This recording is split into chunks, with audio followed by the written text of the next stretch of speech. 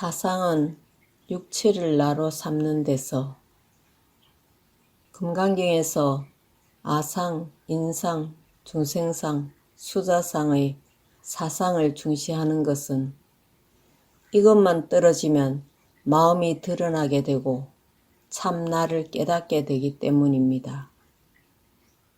여기서 아상이라 함은 내가 항상 말하는 육체를 나라고 하고 생각을 나라고 하는 가하를 말합니다. 이 가하인 아상이 있기 때문에 인상, 중생상, 수자상이 벌어지는 것입니다. 여기서 나를 다시 한번 되풀이해서 사상과 안옥다라 삼막삼보리심이 무엇인가, 발심이 무엇인가를 확인할 필요가 있습니다. 불교를 안다는 말은 인생을 바로 안다는 말입니다.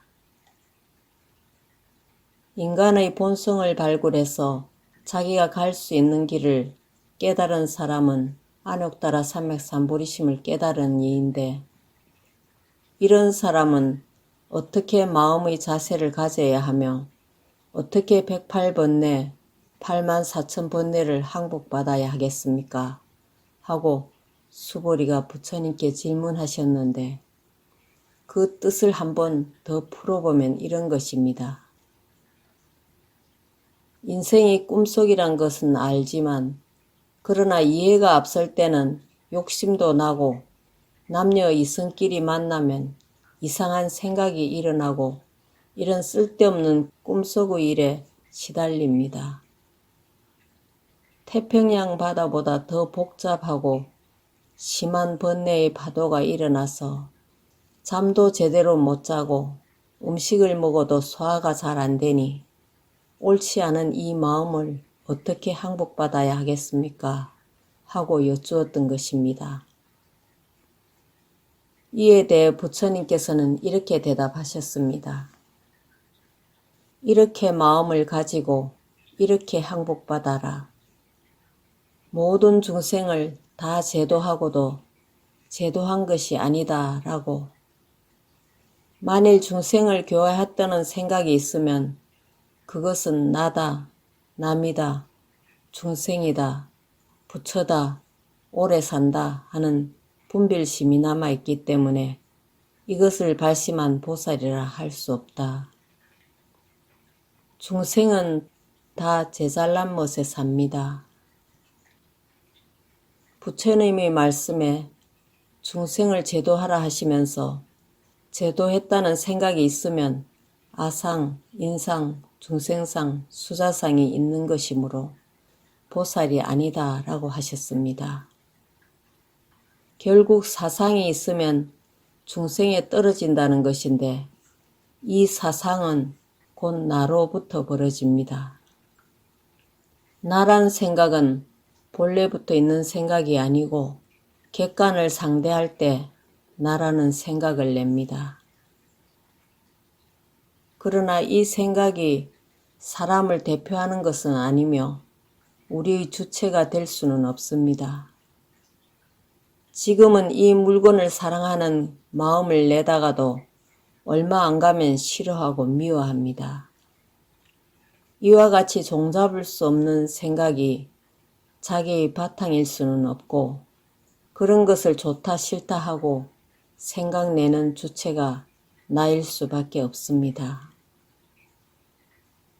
그런데 이것은 내가 항상 말한 바와 같이 물질도 허공도 아닌 산 생명입니다. 따라서 이것은 동그라미도 네모, 세모도 아닙니다. 마음자리는 모나고 둥근 게 아닌 행상을 초월한 것이기 때문입니다. 마치 먹물은 본래 검은 것이기 때문에 세 개의 먹물을 다 갈아도 하얗게 될 수는 없는 것과 같습니다.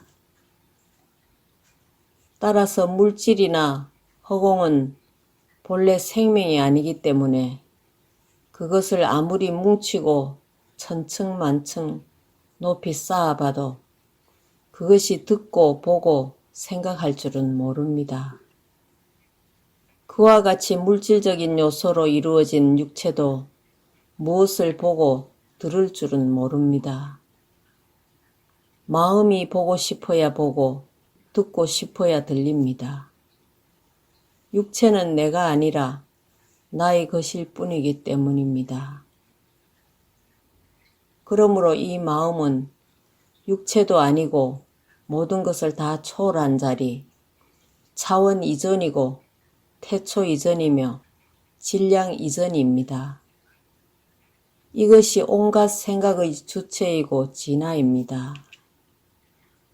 따라서 진화의 상대가 가하이며 생각의 나입니다.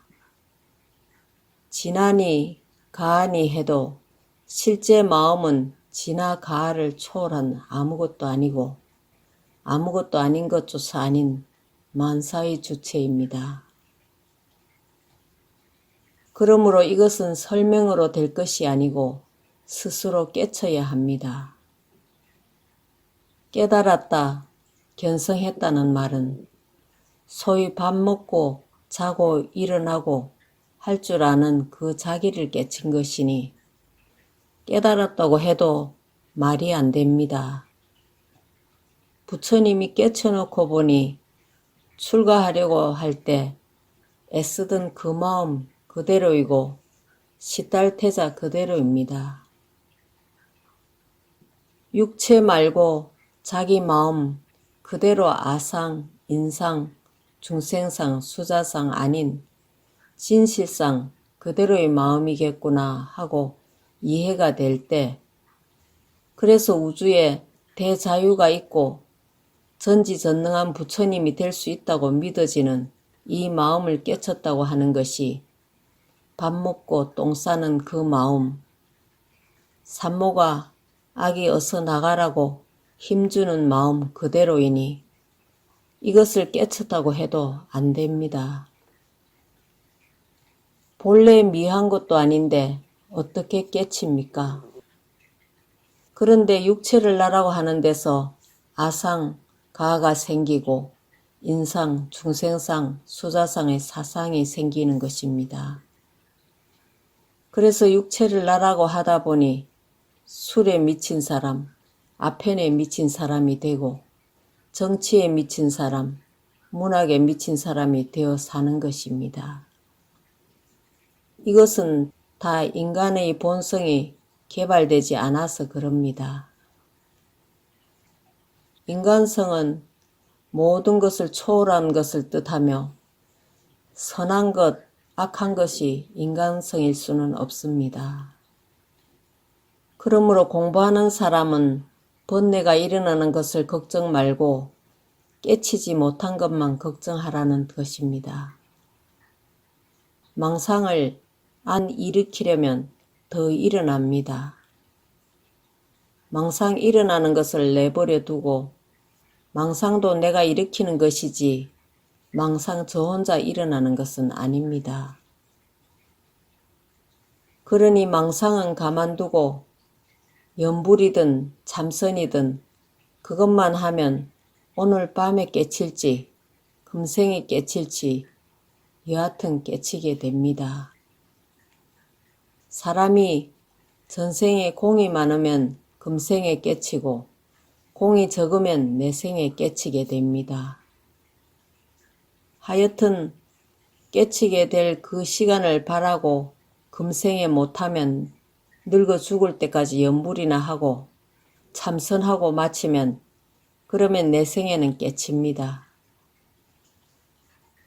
복도 많이 지어서 내생에는 복을 가지고 태어나고 머리도 지금보다 몇 억만 배 좋게 태어납니다.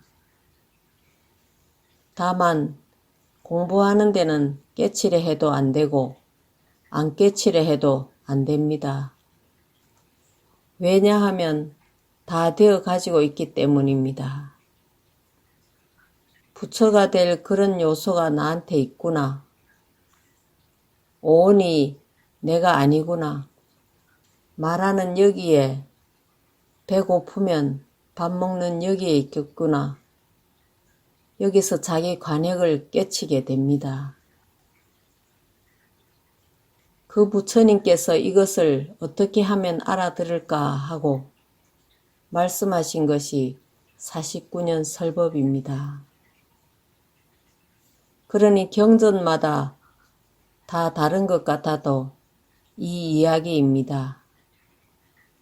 온갖 세상 학문의 원리가 다 나옵니다.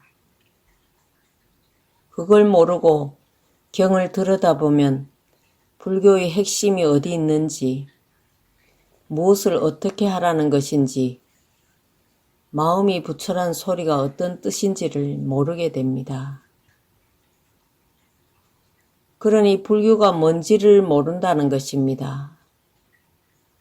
평생 강사 노릇해서 제자가 수천 명이 돼도 자기가 모르고 가르치니 제자도 모르고 듣습니다.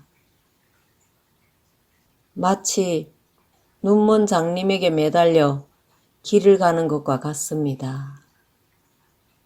그러므로 참선을 하는 것도 그렇고 연불도 그렇고 다른 어떤 공부를 해도 불교의 근본 진리가 어디로부터 어디로 가는지, 생사를 어떻게 해서 해탈할 것인지를 확실히 알고 가야 합니다. 그래서 부처님께서도 49년간 기나긴 설법을 하셨던 것입니다. 육조대사께서 웅무소주의 생기심을 듣고 깨치셨는데 그 뜻은 번뇌 망상 없이 살아라. 아무 모양, 주의, 사상 그런 거 개의치 말고 지금까지 배운 거 다 청산해버리고 깨끗한 마음으로 살아라. 그런 뜻입니다. 욕심이 없어지고 아무 생각 없이 되면 물건이 제대로 보입니다. 우리가 기분으로 만물을 대하고 사람을 대하니 제 기분대로 비판에 치워버립니다.